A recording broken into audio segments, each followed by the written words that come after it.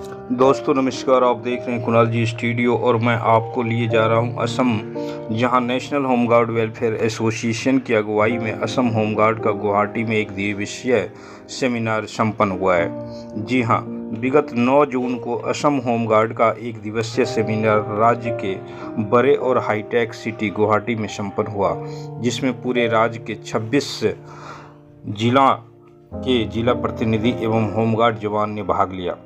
एक तरह से अगर सोचा जाए तो यह सेमिनार असम होमगार्ड के लिए अभूतपूर्व पल रहा, क्योंकि असम में आज तक इतना बड़ा सेमिनार राज्य स्तर पर कभी नहीं हुआ। असम में होमगार्ड जवानों को पहली बार इतने बड़े स्तर पर इकट्ठा करने का प्रयत्न किया गया। वैसे असम में भी होमगार्ड जवानों का अन्य राज्यों के जवानों के समान शोषण किया जा रहा है। असम में भी जवानों की कई अहम और ज्वलंत समस्याएं हैं। इन्हीं समस्याओं के मद्देनजर असम होमगार्ड ने गुवाहाटी में एक दिवसीय सेमिनार का आयोजन किया। इस सेमिनार को सफल बनाने का सफल प्रयास असम होमगार्ड के जवानों द्वारा किया गया। इस सेमिनार के मुख्य अतिथि के तौर पर नेशनल होमगार्ड वेलफेयर एसोसिएशन के चेयरमैन झलकन सिंह राठौर एवं वाइस प्रेसिडेंट श्रीमती कमला शर्मा ने भाग लिया एवं जवानों को उनके अधिकार और हक के बारे में बताया और उसका हौसला अफजाई किया। सार में असम होमगार्ड की मुख्य समस्या और मांग को चिन्हित कर सरकार और डीजी होमगार्ड और महानिदेशक असम पुलिस को एक ज्ञापन सौंपा गया, जिसके मुख्य बिंदु इस प्रकार है। सबसे पहला मांग असम होमगार्ड के द्वारा नियमितीकरण का किया गया। आपको बताता चलाऊं कि असम में होमगार्ड को 6 महीने ड्यूटी मिलती है और 6 महीने वो घर में बैठते हैं, जबकि एमटीएस की तरह काम करने वाले जवान जो पुलिस अधीक्षक यानी एसपी के अंदर होते हैं और जो ड्राइवर, माली, प्यून, अर्दली या स्वीपर का काम करते हैं, उसे सालों भर ड्यूटी मिलती है। यानी एक ही विभाग में जवानों के साथ सौतेला व्यवहार किया जाता है, जिसे अविलंब बंद करने और सबको समान रूप से 12 महीने ड्यूटी देने की मांग की गई है। दूसरी मांग, जवानों को ऑनलाइन माध्यम से ड्यूटी दी जाती है, जिसको बंद कर रोस्टर प्रणाली के द्वारा पारदर्शी तरीके से सबको ड्यूटी दी जाए। और तीसरी मांग बहुत अहम है, जो सुप्रीम कोर्ट का फैसला समान काम का समान वेतन 2015 में आई थी, उसको लागू किया जाए। इसके अलावा जवानों के वेलफेयर से संबंधित चीज़ों का भी सरकार से ध्यान रखने की मांग की गई, जैसे टीए, डीए, यूनिफॉर्म अलाउंस की भी मांग की गई। महिला होमगार्ड को मैटरनिटी लीव देने और उसके उत्थान के लिए एक मजबूत योजना बनाने हेतु पत्र सौंपा गया। सेमिनार के अंत में नेशनल होमगार्ड वेलफेयर एसोसिएशन के चेयरमैन झलकन सिंह राठौर एवं वाइस प्रेसिडेंट कमला शर्मा के द्वारा राज्य कार्यकारिणी का गठन समस्त होमगार्ड के जवानों के सर्वसम्मति से किया गया, जिसमें प्रदेश अध्यक्ष अबू नसर, वरिष्ठ उपाध्यक्ष सुनील दास, उपाध्यक्ष आलोक दास, महासचिव दिलीप दत्त और सचिव जयंतो माधव, नील कमल, महताब रॉय, राजीव अली एवं रिंकू पॉल को बनाया गया। इसके अलावा राज कोर कमेटी में ईशान अहमद, रवि डे, रंजीत दास एवं रूप ज्योति बोरा को सदस्य मनोनीत किया गया। ऐसा उम्मीद किया जा रहा है कि इन सब की अगुवाई में असम होमगार्ड का कायाकल्प हो सकता है।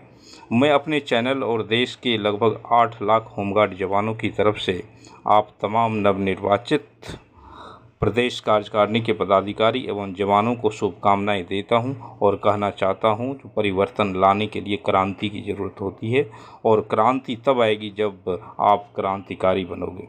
तो दोस्तों, आइए एक कदम परिवर्तन की ओर बढ़ाएं और एवं आप चाहते हैं देश के होमगार्ड एवं असम होमगार्ड का भला हो, तो वीडियो को लाइक, शेयर एवं चैनल को सब्सक्राइब करें, ताकि होमगार्ड से संबंधित कोई भी खबर से आप दूर न रह सके, आपको सारी खबर मिलता रहे। और आइए अब मैं आपको सुनाता हूं कमला शर्मा और अन्य पदाधिकारी ने क्या कहा। धन्यवाद।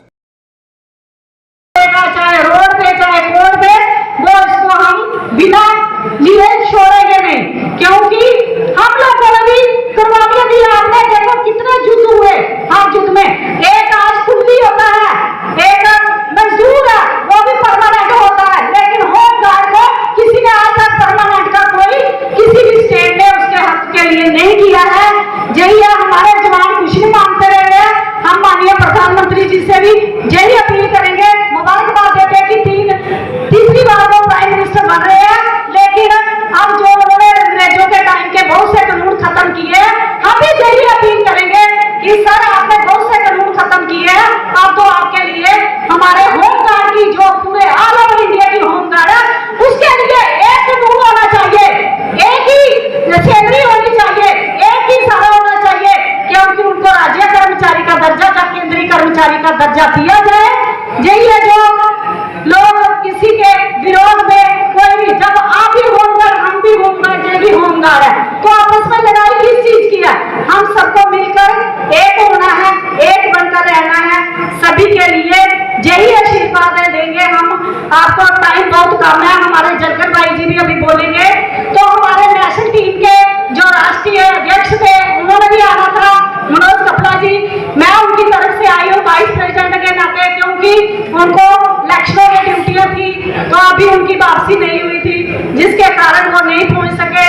अभी हमारे राजशेखर जी और करमवीर अलेवा जी जो अभी भी ट्रेनों में है, लेट हो गई ट्रेनें, 10-10, 12-12 घंटे लेट है, तो इसीलिए जितने भी आपके प्रतिनिधि पहुंचे हैं तो वो भी आपके लिए बहुत है, क्योंकि आपका एक सबसे पहले तो मैं असम होमगार्ड को ये मुबारक दूंगी जो आपने एक गुवाहाटी के अंदर बहुत बढ़िया प्रोग्राम रखा है, और जो भाई इतने दिन से दिन रात लगे हुए हैं, शान भाई जी, अबू भाई जी, हमारे रवि भाई जी और आलोक राज जी, और जिनके मुझे नाम नहीं आते हैं तो वो मैं माफी मांगती हूँ अपनी बहनों से भी, क्योंकि सभी की मेहनत है, सभी का योगदान है।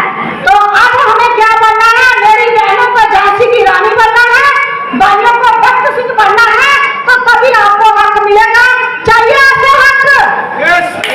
आपको वॉलंटियर टैग खत्म करना है, जो वॉलंटियर का टैग लगा हुआ है इसको खत्म करके हमने 365 दिन की ड्यूटी और पेंशन, और हमारे देखो जी एक होम गाड़ी है जिसको ना कोई मेडिकल फैसिलिटी, ना उसको कोई पेंशन है, ना उसको कोई किसी भी चीज की कोई उनको ऊपर लागू नहीं है, सिर्फ वो ड्यूटी के लिए जाते हैं तो ड्यूटी करके घर आ जाते हैं।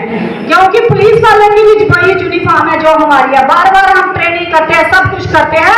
अगर आज पिछड़ा हुआ, आज गुलाम कौन है? हिंदुस्तान आजाद हुआ, लेकिन हमारी होम गार्ड ऑल इंडिया की आज भी गुलाम है। कुछ लोगों ने इस एसोसिएशन के नाम पे लोगों को गुमराह किया, 70-75 साल में लोगों को सिर्फ झुंड बना के, कभी उनके लिए कहीं नहीं, कभी 10 बजे जंतर मंतर पे गए, धरना लगा के आ जाते हैं, बोलते हैं हम नेशनल प्रेसिडेंट। होमगार्ड जवान आए हैं जिन्होंने आज एक तहे दिल से आपका भी वेलकम किया और हमारा भी किया। सबसे पहले तो जवानों में जोश होना चाहिए कि काम लेने के लिए और कैसे काम को बढ़ाया जाए। आपने जैसे इनको क्वेश्चन किया, मुझे समय तो नहीं आ रहा था, आप बोलते 2-2 कमेटियाँ, जब 2 कमेटियाँ नहीं है, क्या किया उन्होंने 70 साल में? आज जब देश हमारा कहाँ पे कहाँ पहुँच गया है, चांद पे पहुँच रहा है, तो उन्होंने जो बोल रहे आपकी, उन्होंने ऐसा किया, जो कमेटियां बनी थी उन्होंने आज तक हमें बताया कहाँ पे गए हैं, किसको मिले हैं, प्रधानमंत्री तक कहीं हमारी आवाज़ पहुँचाई, कहीं होम मिनिस्टर तक हमारी आवाज़ पहुँचाई। जो नेशनल कमेटी बनी है, जो लोग क्रांतिकारी एक हीरे की तरह है, ये लोग किसी लालच के लिए नहीं है, ये चाहते हैं कि जवानों का भला होना चाहिए। 6 दिसंबर 1946 से लेके जो आज तक शोषण हो रहा है, जब कोई फोर्स नहीं थी तब होमगार्ड थी, जिन्होंने 1962 चाइना के साथ करगिल जैसे युद्धों में अपना योगदान दिया हुआ, और खासकर हमारी महिलाओं ने भी जो चाइना के साथ युद्ध हुआ था उसमें अपना योगदान दिया हुआ है। लेकिन जहाँ पे कोई फोर्स नहीं थी पहले, CIRP, CISF, आर्मी, टेरिटोरियल जो भी फोर्सें थी बाद में आई, उनको आज एक मुकाम पे पहुँचाया गया। लेकिन जो होमगार्ड है वो वहाँ की वहाँ 1946 से लेके आज तक उनका शोषण हो रहा है। हम इस शोषण के लिए आवाज उठाने के लिए कश्मीर से लेके कन्याकुमारी तक जो हमारा जवान अब जाग चुका है, इसको एक्ट को संशोधन करवाना है और राज्य कर्मचारी का दर्जा चाहे केंद्रीय कर्मचारी का दर्जा इन लोगों को मिलेगा। आज एक मजदूर कुल्ली होता है, कुल्ली भी परमानेंट हुए हैं, लेकिन जो बेल्ट बांध के एक अपनी ईमानदारी के साथ खाकी और खाकी में क्या अंतर है? पुलिस वाला भी वही ड्यूटी करता है जो होमगार्ड वाला करता है। पुलिस वाला भी इलेक्शन ड्यूटी जाता है, होमगार्ड का जवान भी इलेक्शन ड्यूटी जाता है। जब किसी ने लड़ाई युद्ध में आता है तो उसमें कौन सी रजिस्ट्रेशन है? ये क्या है? रजिस्ट्रेशन हमने की है, हमारे सुप्रीम कोर्ट से हमने रजिस्ट्रेशन करवाई है, जिसको चाहिए होगी हम देंगे। जब हिंदुस्तान आज़ाद हुआ था तो आपके पास कौन से क्रांतिकारी थे? जब किसी को हक लेना उसमें ये नहीं लगाना कि ठप्पा लगा तो वही आदमी आएगा। जिसको जवानों का दर्द और रजिस्ट्रेशन लेके आप उसको क्या मखीर के साथ अंदर बैठ के रखोगे? अगर था दम रजिस्ट्रेशन के दम पे आपने लोगों को लूटा, लोगों को ब्लैकमेलिंग की है, जो लोग दलाल इकट्ठे हुए हैं, इनको अब हम बख्शेंगे नहीं। हम लोगों ने देखिए इंसाफ का बीड़ा चला, सभी जवान हैं। कुछ लोग, मैंने क्या बोला, कुछ लोग ऐसा करते हैं, गुमराह करते हैं। इनका भी परिवार है, जो गरीब परिवार से है। आपके देखो असम के सीएम से हम रिक्वेस्ट करते हैं, वो बहुत अच्छे हैं। जहाँ तक हमने सुना असम सरकार के जो सीएम है बहुत ही अच्छे हैं। वो इन दुख दर्द इन जवानों का, जिनको ड्यूटी मिलनी चाहिए, कि सीरियल नंबर से अगर आपने सॉफ्टवेयर में नाम रजिस्टर किए हैं, अगर 80 नंबर वाला सॉफ्टवेयर में आ रहा है, उसकी अटेंडेंस है, तो 82 वाला आ रहा है, तो 80 वाले को क्यों, इसको आप ड्यूटी क्यों नहीं दे रहे हो?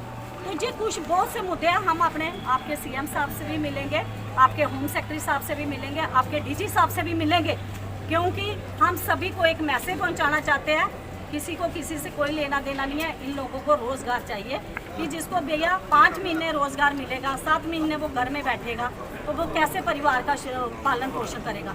जे 5 महीने यूनिफॉर्म डालेंगे, 7 महीने रोड पे इनको दुकानदार कौन रखेगा? कल उसी बाज़ार में जे ड्यूटी करते हैं यूनिफॉर्म डाल के, तो दुकान वाला क्या बोलेगा? कल आप मेरी दुकान के सामने ड्यूटी कर रहे थे, आज आप दुकान पे नौकरी मांगने आएंगे। इतना अत्याचार, आप भी मीडिया बंधु है, अभी मीडिया ही गरीबों का मसीहा है। मैं बोलती हूँ मीडिया को सल्यूट करना चाहिए। मीडिया चौथा स्तंभ है, जहाँ दबे कुचले लोगों की आवाज़ कहीं नहीं पहुँचती है, मीडिया पहुँचाता है। मीडिया पहुँचाता है ना, तो मीडिया ने ऐसी आवाज़ें उठानी चाहिए जो गरीब लोगों के साथ शोषण हो रहा है। हमारी महिलाएं हैं, बहनें हैं, वो कैसा काम करके कैसे घर से निकलती है। तो आपका मतलब है वो लोग अच्छी तरह से काम नहीं कर रहे हैं, इसलिए नेशनल जो होमगार्ड वेलफेयर एसोसिएशन का जन्म हुआ, ये बोलना चाहते हैं आप? जी हाँ, मैंने बोला ना 1946 से, शहीद सफर 1946 से आज तक अगर वो लोग खड़े थे तो उन्होंने 70-75 साल में कुछ किया, वो हमें दिखाएं कि हमने कोई काम किया है। हमने 19 नवंबर को जंतर मंतर पे धरना दिया, फर्स्ट दफ़ा हमने खुदरी मीटिंग की है, लेकिन 35-40 हज़ार के करीब जो जवान इकट्ठे हुए। एक मैसेज गया जिसमें सरकार ने नोटिस निकाला, मॉडल होमगार्ड बनाई जाएगी। हमारे गृह मंत्रालय से, MHA से नोटिस निकले गए हैं, उसके ऊपर चर्चा हो रही है। चलो बीच में इलेक्शनें आ जाती है, सभी बिजी थे, अब सरकारें बन गई हैं। हम अपने माननीय प्रधानमंत्री जी से भी मिलेंगे, माननीय गृह मंत्री जी से भी